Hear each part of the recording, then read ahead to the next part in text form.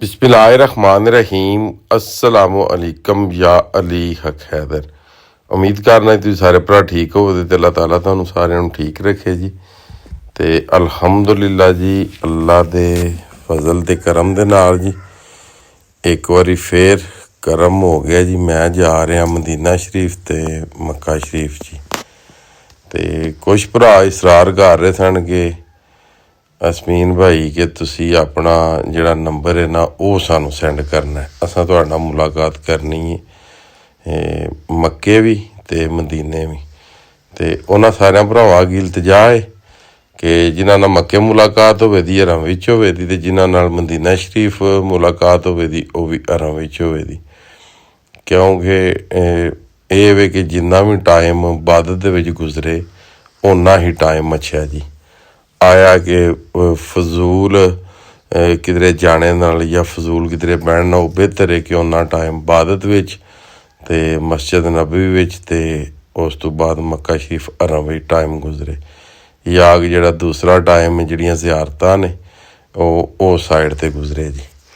ते बाकी नंबर मैं शेयर कर दित्ते ने, जिन्ना पाकिस्तान तो कॉल करनी वो उत्ते नंबर 000966 533 95 809। उस तो बाद जिन्ना सऊदी अरब चो कॉल करनी उन्होंने वास्ते 0533 95 2809। जिन्ना भरावां व्हाट्सएप ते रबता करना वो सऊदी अरब चो 0092 345 678 44 99। ते जिन्ना पाकिस्तान विचों रबता करना वो भी व्हाट्सएप ते रबता कर सकते हैं। बाकी मैं गया सां 2018 दे विच, एक बारी मैं गया सां 2014 दे विच।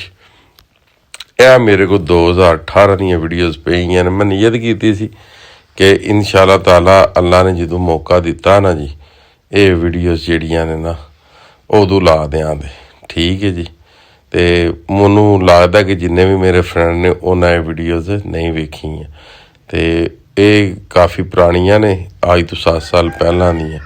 ते हुण ते काफ़ी ज़्यादा उन्हां माहौल जिहड़ा वे मदीना शरीफ दा ते मक्का शरीफ दा जिहड़ा उन्हां चेंज कर दिते है जी। ते बाकी इंशाअल्लाह ताला 24 नवंबर नूं मैं इत्थों जाना ते 25 नवंबर नूं जिहड़ा मैं इंशाअल्लाह ताला सुबह जिहड़ा वो उमरा करांदा जी जाके मक्के जी इंशाअल्लाह।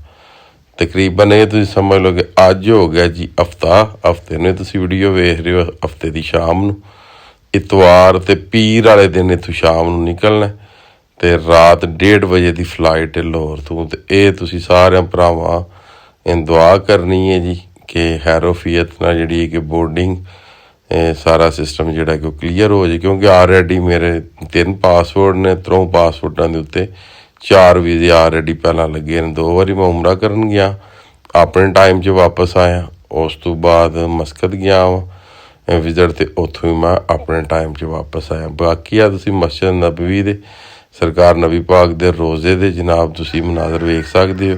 हुण ते इत्थे उन्हां काफ़ी ज़्यादा बैरीअल टाइप ला दिते ने जी। इत्थे पहलां इत्थे बैरीअल कोनी सन लगे जी।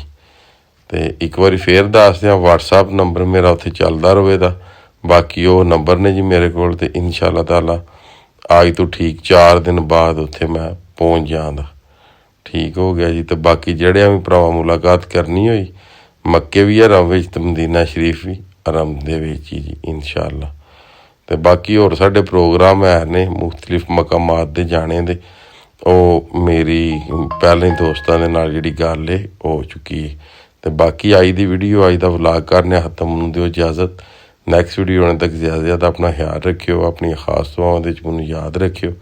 इंशाअल्लाह मिलने किसी नैक्सट वीडियो दे नाल। अल्लाह हाफिज़, फी मान अल्लाह जी।